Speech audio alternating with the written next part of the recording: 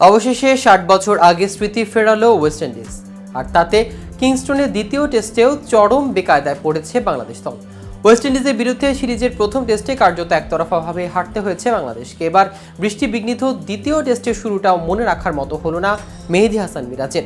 কিংস্টনের দ্বিতীয় টেস্টের প্রথম ইনিংসে সস্তায় অল আউট হয় বাংলাদেশ। তবে এই ইনিংসটি আলোচনায় এসেছে ভিন্ন কারণে, কেননা এই ইনিংসে ক্যারিবীয় বোলার জয়ডেন সিলস গড়েছেন এক অনন্য নজির, আর তাতেই আবারও ফিরে এসেছে ৬০ বছর আগের সেই স্মৃতি। কিন্তু কি সেই নজির, কোন রেকর্ড গড়ে বিশ্বকে তাক লাগিয়ে দিয়েছেন সিলস, তা নিয়ে বিস্তারিত থাকছে আজকের প্রতিবেদনের বাকি অংশে। কেটিভি ক্রিকেট চ্যানেল থেকে আপনাদের সাথে আছি আমি মাহমুদ রহমান সিয়া।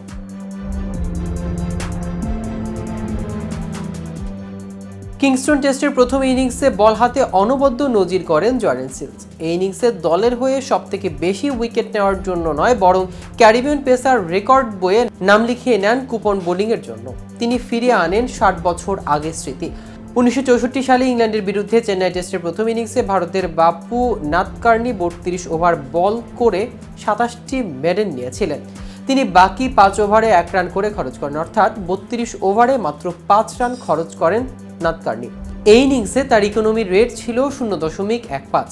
টেস্টের ইতিহাসে কৃপন বোলিংয়ে সর্বকালীন রেকর্ড সেটি। এবার বাংলাদেশের বিরুদ্ধে কিংস্টন টেস্টের প্রথম ইনিংসে ওয়েস্ট ইন্ডিজের জয়ডেন সিলস ১৫.৫ ওভার বল করে ১০টি মেডেন সহ মাত্র ৫ রানের বিনিময়ে ৪টি উইকেট দখল করেন।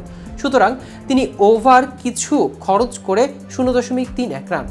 একটি কমপ্লিট টেস্টের ইনিংসে অন্তত ১৫ ওভার বল করার কোনো বোলারদের দ্বিতীয় সেরা ইকোনমির রেট এটি, অর্থাৎ বাপু নাদকার্নির পরে একটি টেস্টের ইনিংসের সবথেকে কৃপণ বোলিংয়ের তালিকায় দ্বিতীয় স্থানে জায়গা করে নেন সিলসের এই ইনিংসের বোলিং পারফরমেন্স। সিলস ছাড়া ২০০০ সালের পর থেকে একটি টেস্টের ইনিংসে অন্তত ১৫ ওভার বল করে ওভার প্রতি 0.৫০ রানের কম খরচ করেছেন কেবল উমেশ যাদব। ২০১৫ সালের দক্ষিণ আফ্রিকার বিরুদ্ধে দিল্লি টেস্টে উমেশের ইকোনমি রেট ছিল 0.৪২। সিলসের এমন দুর্দান্ত বোলিংয়ের সুবাদে কিংস্টন টেস্টের প্রথম ইনিংসে বাংলাদেশ অল আউট হয় মাত্র ১৬৪ রানে। হাফ সেঞ্চুরি করে ওপেনার সাদমান ইসলাম, তিনি ১৩৭ বলে ৬৪ রান করেন, মারেন ৫টি ৪ ও ১টি ছক্কা। এছাড়া শাহাদাত হোসেন ২২, মেহেদী হাসান মিরাজ ৩৬ ও তাইজুল ইসলাম ১৬ রান করেন। বাকিরা কেউই ২ অঙ্কের রানে পৌঁছাতে পারেনি। বাংলাদেশের প্রথম ইনিংস স্থায়ী হয় ৭১.৫ ওভারে। সিলসের ৪ উইকেট ছাড়া প্রথম ইনিংসে ওয়েস্ট ইন্ডিজের হয়ে ৪৯ রানে ৩ উইকেট নেন সামার জোসেফ। ৪৫ রান খরচ করে ২টি উইকেট নেন কেমার রোজ। ২৯ রানে ১টি উইকেট নেন Alzarri Joseph.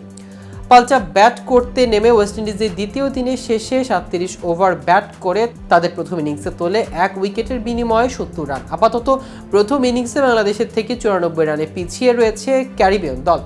Mikail Luis ১২ run করে আউট হন। ক্রেগ ব্রেথওয়েট ৩৩ ও কেসি কার্টি ১৯ রানে অপরাজিত থাকেন দ্বিতীয় দিনের শেষে। তো ভিউয়ার্স, ভিডিওটি সম্পর্কে আপনাদের কোনো মতামত থাকলে আমাদের কমেন্ট করে জানাতে পারেন। সাথে সাথে নিয়মিত ক্রিকেট আপডেট ও ইনফরমেটিভ ভিডিও পেতে কেটিভি ক্রিকেটের সাথেই থাকুন। ধন্যবাদ সবাইকে।